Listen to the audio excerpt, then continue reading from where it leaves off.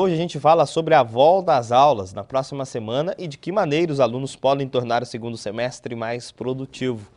Aqui com a gente está o Valdomiro Alves Filho, que é professor particular. Bom dia. Bom dia. Em primeiro lugar, o que leva os alunos a irem para um reforço? Que tipo de aluno que vocês recebem, né? Procurando aí essa ajuda, já que dentro da sala de aula a coisa ficou meio fora do controle. Recebemos alunos de todos os perfis, todas as faixas etárias, desde as crianças de menor idade até adolescentes do ensino médio, pré-vestibulandos ou até alunos já do curso superior com algumas dificuldades. Uhum. E esses alunos, né, principalmente aí quem está na fase de colégio ainda, de escola, os pais acabam procurando isso em que determinado momento do ano letivo? Existem duas situações. A situação onde ocorre a procura mais ao final do ano, quando realmente estão com notas ruins ou já vêm com um histórico não muito adequado, ou aqueles que já entendem por históricos anteriores que o início do ano é fundamental para se começar um trabalho de reforço escolar. A diferença de um reforço que se começa bem em janeiro, fevereiro ali, para um que só vai se iniciar em outubro, novembro. Qual que é a diferença da maneira de se trabalhar nesses dois cenários?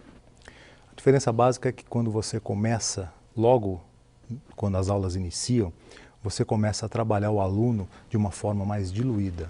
Você começa a colocar algumas rotinas de estudo e ensiná-lo a estudar de uma forma mais tranquila, mais diluída. Já no final do ano, você tem que apagar alguns incêndios, como podemos assim dizer. Ou seja, você tem que trabalhar muito contra o tempo. O tempo passa a ser o seu inimigo nesse momento. Então, começar no início do ano é mais produtivo, ou até no meio do ano, do que no final. Quem que tem que perceber isso? O professor na escola, o pai ou o próprio aluno, de que está na hora de se fazer um reforço? Primeiro ponto, o aluno, ele precisa querer ele precisa reconhecer que ele precisa de ajuda. Que ele precisa de ajuda. Exatamente.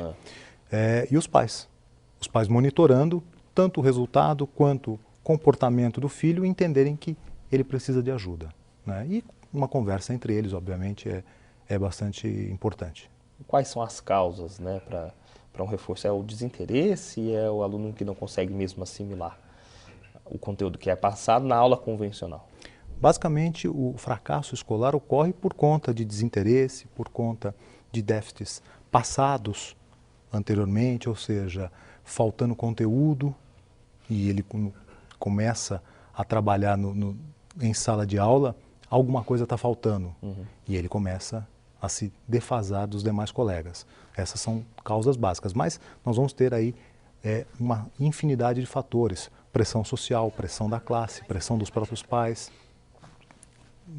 N fatores vão determinar os motivos do fracasso escolar. E qual que é a matéria que é campeã de procura nos cursos de reforço? Basicamente, língua portuguesa e matemática. Língua portuguesa? Língua portuguesa e matemática. Matemática também. Matemática, né, é um grande problema, né? A situação com matemática, muito aluno procurando. Muito aluno procurando. E língua portuguesa e matemática por quê? Língua portuguesa vai dar a informação de como escrever, como falar, como se comportar perante a nossa língua, e através de interpretação de texto nos gera outros subsídios para outras matérias: história, geografia, ciências, biologia. A compreensão dos textos é muito importante para o bom desempenho nessas matérias. E a matemática nos cria situações de exercício do raciocínio lógico. E vai nos auxiliar, obviamente, nas matérias das chamadas áreas exatas: física, química e a própria matemática. Então, certo, essas duas disciplinas provocam a falta de alguma delas, provoca, obviamente, dificuldades nas demais. E qual que é a diferença da aula particular para a aula convencional mesmo na escola? A aula particular é individualizada.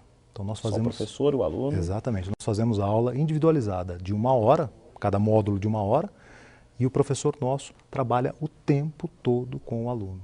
Ou seja, aquela 1 hora é de trabalho intenso mesmo. E aí Isso você surte tem um efeito... muito grande, muito grande. Porque em sala de aula ele tem que compartilhar aquele espaço com mais outros 20, 30 ou 40 alunos e o professor muitas vezes não tem tempo de dar aquela dedicação que alguns necessitam. Nem todos necessitam, mas alguns necessitam de uma atenção um pouco mais pontual. E muitas vezes o professor, não por culpa dele, mas por culpa das circunstâncias, não consegue atender pontualmente a cada um daqueles alunos. Dá tempo ainda no segundo semestre, agora que muita gente está voltando às aulas, de recuperar a nota? Sempre dá tempo, depende do empenho, depende do querer. Sempre dá tempo. É importante querer ser ajudado e a gente tem condição de estar ajudando essa molecada aí de uma forma muito tranquila.